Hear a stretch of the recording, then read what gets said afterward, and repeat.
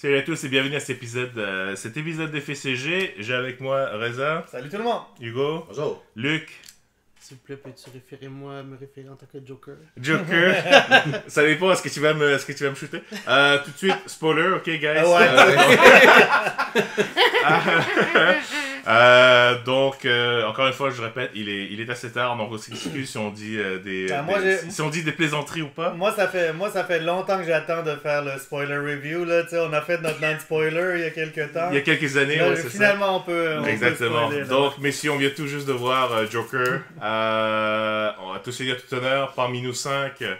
Reza, on peut dire que tu étais vraiment le plus intrigué, oui. on va dire, par le trailer et tout ça. Ouais. J'étais, moi et Stéphane qui a vraiment, en fait, voulu cracher sur le film. Je sais pas, est-ce que Stéphane, pensez-vous qu'il aimerait le film? Les soupirs en disant. Je vais toucher là-dessus tantôt. Ok, d'accord. Okay, bon. Mais bon, Reza, t'étais celui qui était le plus hypé. Enthousiaste. Avant de te laisser la parole, par contre, depuis ça, on a eu... donc ça, c'était au niveau du premier trailer, il y a à peu près 6-7 mois. Après ça, on a eu... le lion d'or de Berlin, l'ours polaire, machin, truc, le monkey qui... Voilà, tous les prix bizarres le Night Monkey de Vienne, tous les prix de cinéma de carré rouge que tu peux imaginer. L'ours polaire, c'est le festival de Nunavut. Oui, c'est ça, c'est exactement avec les mêmes films que Devil's Alley, c'est vraiment bon. Ça t'avait un petit peu refroidi un peu, t'étais pas sûr, parce que justement, tout le monde dit, oh mon dieu, c'est le film, machin, etc. Ton verdict finalement? Ben non, c'est exactement ça à quoi je m'attendais. En plus, il y a deux trucs là, que je surveillais. Là. Un, c'est justement tout le hype que le film a eu dernièrement. Je me disais, ouf, ok, ça monte peut-être les attentes, là, puis j'avais peur que ça soit décevant. Puis l'autre, c'est...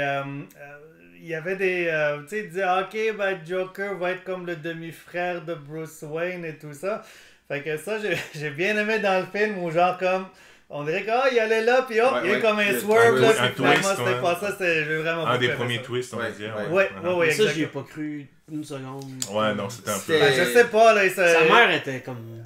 Ben, les studios sont assez cons des fois pour faire des trucs. Ouais, non, mais oui, mais juste dans la manière que l'histoire t'est présentée, quand Arthur a lu la lettre de sa mère, moi, tout ça, je dis, c'est comme sa mère a s'est inventé des histoires pour ça, puis oui, j'avais peur que ce soit pas ça, mais ils l'ont bien... Ils l'ont bien setupé, puis ils l'ont bien livré. Ouais. Puis, juste... pour tout de suite, c'est juste quelques scènes là, que je vais mentionner, mais bon, en parlant, j'imagine qu'il y a d'autres choses qui vont ressortir. Une chose que j'ai remarqué, vu que c'est assez évident, là, c'est que c'est les marches, tu sais, où genre, chaque fois qu'il monte, là, c'est comme il vit dans sa misère, puis à chaque fois qu'il descend, c'est comme, ok, c'est la joie, puis c'est comme, mais en même temps, c'est sa descente dans la folie. Il y a beaucoup d'imagerie, il y a beaucoup de concepts, il y a beaucoup d'analogies. La scène où il tue son ex-collègue clown dans son appartement, là, c'était fucké, mais c'était vraiment drôle en même temps. C'était une des perles. Et je pense que le film en avait besoin. Rendu là, parce que là, c'est le seul moment où je pense que tout le monde arrive, avec justement le... Est-ce que je peux dire le nain? Ou la personne de petite taille, pardon, excusez-moi. Où il devait l'aider lui-même. C'était, quand tu y penses, c'est vrai, c'est quoi le... Qui a pensé à ce genre de scène? Cette scène-là, elle-même, c'est une blague. Parce que il est tellement petit qu'il peut même pas s'enfuir d'un potentiel tueur. Donc, je trouve que c'était mis au point. Il le débarre, il commence à l'ouvrir. Oui, après il le refait. Là, tu te dis, oh putain, allez, il va vraiment y passer. Là, il donne un petit bisou. Mais à travers le film, tu sais, le Joker fait des farces comme ça qu'on dirait que personne attrape dans l'histoire. C'est comme le setup avec le nain, c'est comme c'était prévu. À la fin, quand il est sur le talk show, puis qu'il fait son knock-knock joke après avoir lu le livre, tu sais, comme l'autre il dit t'as besoin du livre. C'était ça la joke. C'est ça. Puis le monde ne catchait pas. Puis il y a plein de trucs comme ça à travers le film. Puis t'es comme... il y a un sens de l'humour que juste personne dans Très, l'histoire très, comprend. très décalé. Ouais. Et la scène où il va faire son stand-up, finalement, t'étais comme... T'avais de la misère pour lui. Ouais, mais ouais, ce ouais, que tu disais, Luc, de son humour décalé, j'ai bien aimé quand tu le voyais prendre des notes. Il riait, c'était le seul qui riait, puis il riait, on sait pas pourquoi. Ouais. Et tous les autres riaient, mais lui il riait pas. Pendant qu'il regardait le stand-up, pendant qu'il regardait le stand-up, il riait après tout le monde. Comme si son cue c'était les gens qui rient, là il rit lui aussi. Mais où je pense qu'il riait peut-être à des choses que personne n'était capable de s'apercevoir. Ouais. Ou est-ce que c'était peut-être en retard, je sais pas. Mais après, à la fin, au 3e round, je pense, là, il s'est mis à rire en même temps que les autres. Pour essayer de blend in, on va dire. Ouais, c'est ça. Puis finalement, quand il allait sur le stage, full costume, il avait le look. Il est beau. Je dirais c'était un beau Joker. C'était, même si on l'a vu dans les trailers. C'est pas juste le look, mais c'est la façon qu'il se... L'attitude, l'assurance qu'il a. Ouais. Moi, je pensais quand il a fait ses 2 tourlopinettes là, de lancer, je pensais qu'il allait vraiment tomber. En fait, non, il a vraiment avancé, il a embrassé la petite vieille et tout. La façon dont il s'assit et tout, vraiment très... il n'a pas bégayé, il n'a pas ri, il a vraiment tout maîtrisé. C'était son moment, quoi. Hugo, pour toi, les points forts? Les points forts. Sans trop répéter ce que ouais, tu as dit. c'est sûr que... Bon, pour moi, le jeu de Joaquin Phoenix était vraiment fort. Est-ce que ça va te hanter pendant que ça va plusieurs jours? Ça va me hanter. Il démontre un personnage qui est sur le bord de la psychose. Tu as l'impression que tu veux être de son bord à cause de toutes les choses qui lui arrivent. En même temps, tu dois te dire que c'est le Joker, c'est un vilain, c'est un méchant. On sait où son histoire s'en va plus tard. Alors, on veut pas nécessairement prendre son bord, mais on peut comprendre ses motifs à cause du jeu qui est tellement convaincant de Joaquin. Puis, une autre chose qui m'a fait capoter, c'est aussi la trame sonore, surtout dans les scènes où il est dans cette psychose-là. La musique, genre, du grincement, du bourdonnement. Le violon. Ça fait penser un peu à dans Dark Knight. Ouais. The Dark Knight, les scènes avec le Joker de Heath Ledger. Il t'a fait oublier le nom de Heath Ledger. Là. Il est tard, mais très tard. C'était ce mélange, le mélange du jeu de Phoenix puis la trame sonore dans les scènes, surtout dans les grosses scènes où ça t'emporte dans sa psychose. Tu ressens pour lui puis tu la ressens cette psychose-là. C'était vraiment, vraiment, vraiment fort pour moi. Là. Ok, parfait. Luc, pour toi? Oui, pour ajouter à ça, tu sais, tu dis que, bon, on veut pas, disons, avoir pitié de lui ou, tu sais, comme avoir de l'empathie pour lui parce qu'on sait qu'est-ce qu'il va devenir, mais je te dirais, dès que il tue les 3 gars dans le métro, surtout quand il court après le 3e, tu peux plus vraiment...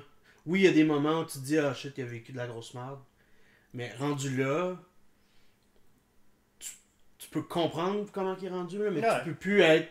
Tu peux plus t'attacher à lui? Pas t'attacher, mais t'identifier à lui. Moi, je sais pas. Pas t'identifier, mais t'es comme... Je sais pas, moi j'étais pas triste que les 3 crèvent. Non plus. 3, mais tu sais, quand il court après le 3e puis il tire, ça c'est juste drôle. Oui, mais tu vois que là, il se sent vivant puis il en prend son pied. Puis... quand il danse dans les toilettes, quand il vient, il s'imagine baiser la fille puis tout. Puis une autre chose que j'ai remarqué, puis que au début je me demandais pourquoi c'était comme ça, mais c'est après que tu le comprends, c'est que quand il s'imagine des choses, la trame sonore prend le dessus, t'as plus aucun son ambiant. Ça arrive dans le club quand il fait son stand-up, ça arrive quand il se promène avec sa blonde, puis que tu sais, il est au resto, whatever, avec elle, puis tout ça. C'est que c'était juste de la musique. Oui, c'est ça. Là, j'étais comme, non, t'entends pas les jokes qu'il dit, puis tout le monde rit. Tu t'entends pas ce qu'il dit à la fille, puis pourquoi elle me pense. Parce que t'as réalisé, Resk, qu'en fait, tout ça, rien n'est arrivé. Il est jamais sorti avec la fille, en fait. C'était la deuxième fois. Ça, j'ai compris quand il est allé dans son appartement. En fait, je sais pas, parce que elle a parlé tellement lentement, enfin, bas, que J'ai pas vraiment compris ce qu'elle avait dit. Que non, là, quand elle a dit, ok, je pense que c'était dans le mauvais appartement, là, ouais, comme là, j'écoutais, là, son nom, c'est Arthur. Ouais, c'est ça. Ouais, toute après la ça, ils ont montré les scènes où elle était pas là. Elle était pas là, mais c'est là que j'ai catché. Ils l'ont carrément montré après, là. Non, moi, j'étais... Mais non, ça a vraiment... C'est là que tu te rends compte que... il est vraiment plus parti qu'on le pensait. Ouais. Il fabule depuis longtemps, là, puis que c'est... Il y a un truc que je... Bon, il laissait l'acteur jouer puis il filmait, là, mais les scènes où, justement dans la toilette, après qu'il ait tué les gars, puis quand il est dans son appartement ou quand il est dans sa loge, tu sais, quand il fait ces genres de danse, puis tout ça.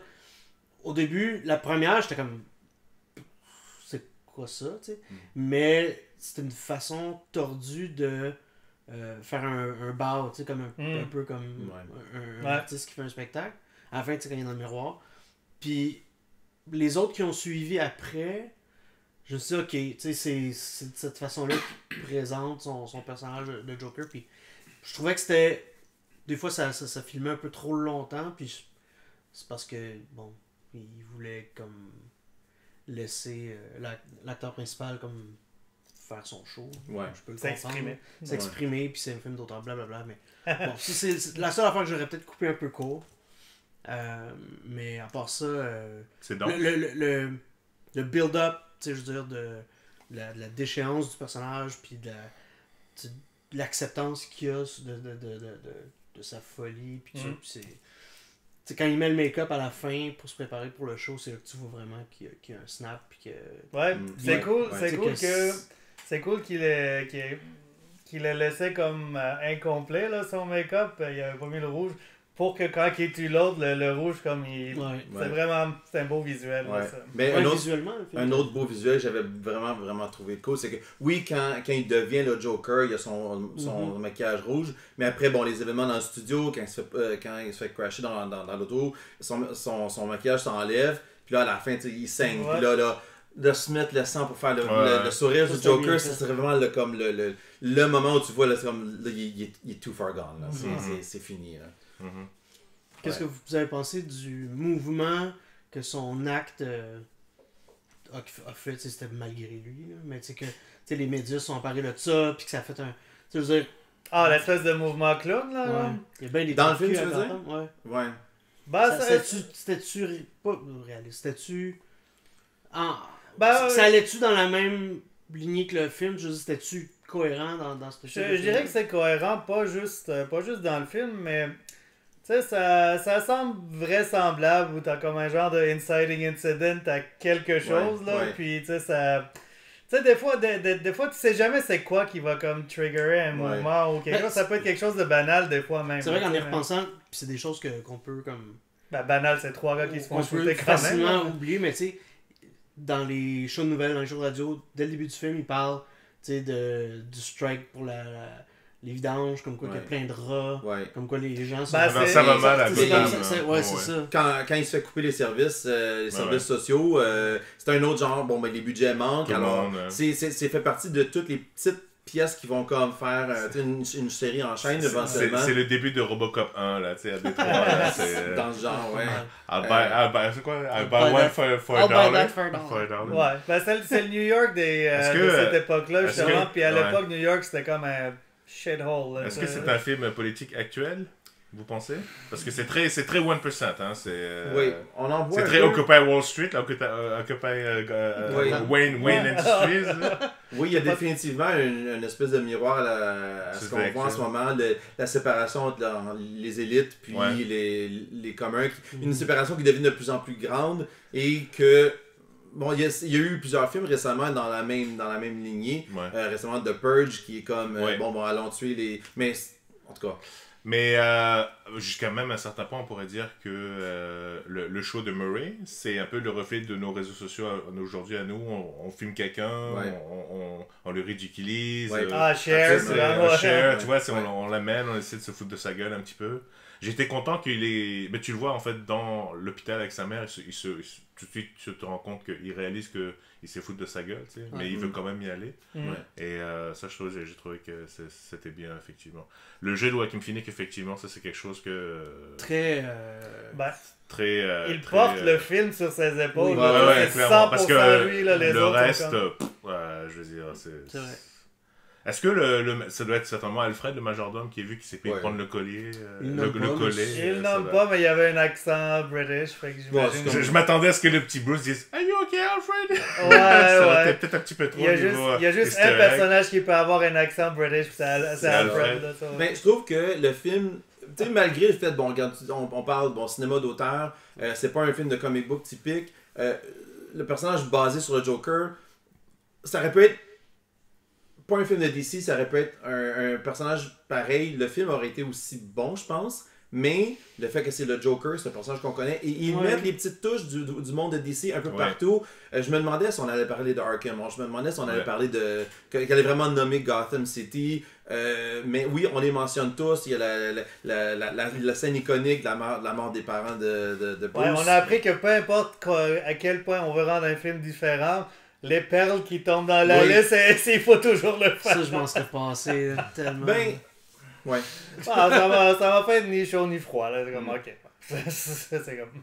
Mais c'est ça. Est-ce que j'ai vu Zorro the Gay... Oui. The Gay Blade, Il y a l'air d'avoir beaucoup de cinéma pornographique à Gotham. Ok, et puis ils emmènent le petit aussi voir ça, c'est bon ça. C'est comme je disais, son épée, c'est un dildo. C'est vrai. Mais tu sais, c'est ça, ça fait comme un peu référence, comme tu disais, tu sais, au New York des années 80, début des années 80, où c'était, la débauche, il y avait de la merde partout, c'était vraiment dégueu. Puis, c'est ça, c'est le début de Wall Street, les élitistes qui arrivent, puis il y a une clash entre les deux classes, puis, chose qu'on voit encore aujourd'hui. Ben oui, c'est ça, absolument. Pour finir, est-ce que d'après vous, est-ce qu'ils peuvent faire un tie-in, parce que DC a dit qu'ils voulaient faire que des films séparés maintenant.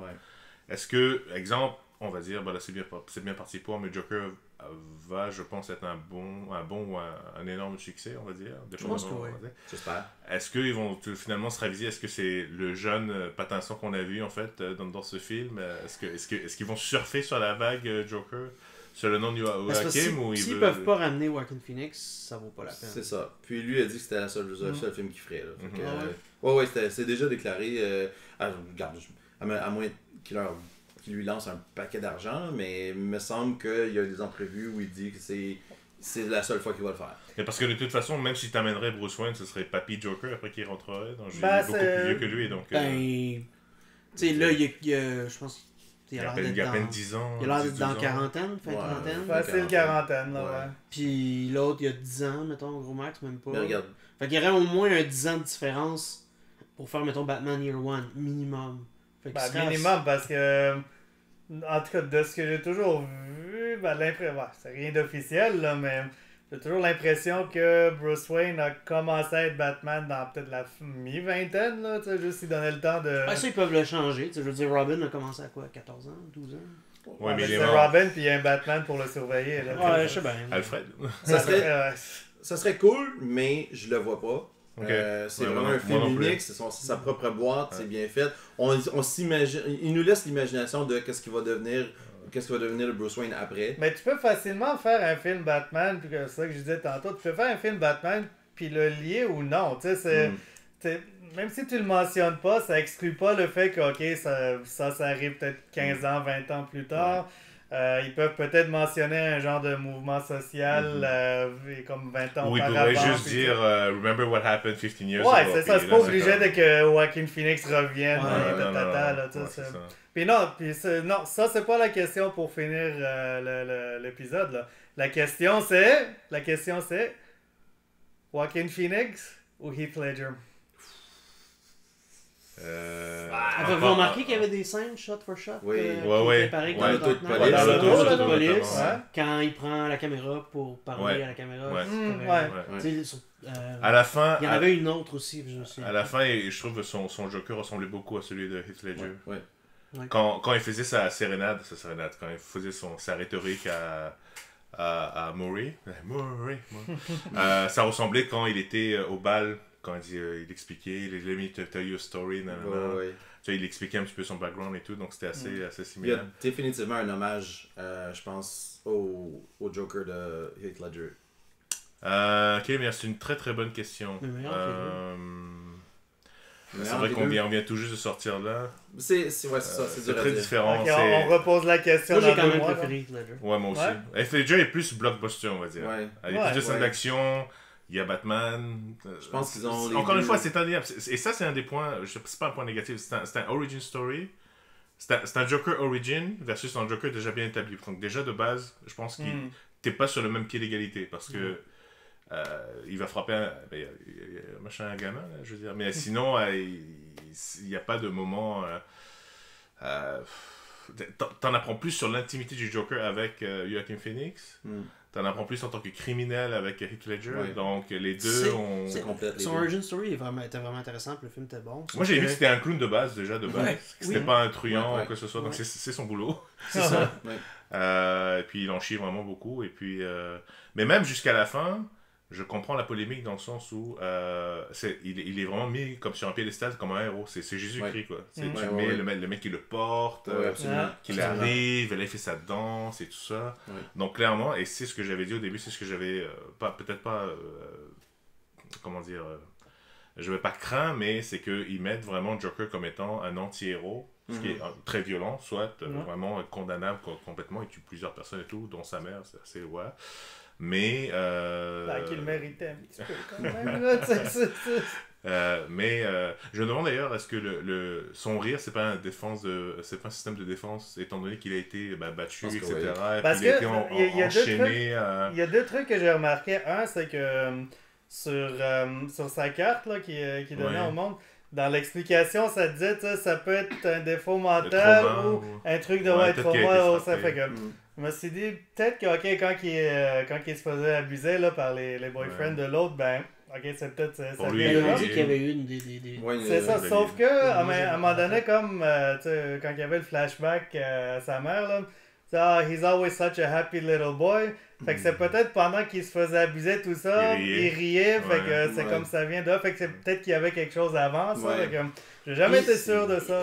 Il y a ça, puis il y a le fait aussi qu'à certains moments, il rit quand il est devant des gens, puis aussitôt que personne n'y arrête. C'est un peu comme quand il sort de son bureau de clown. Il va voir son boss, puis il switchait, puis là il a arrêté, fait que c'était comme...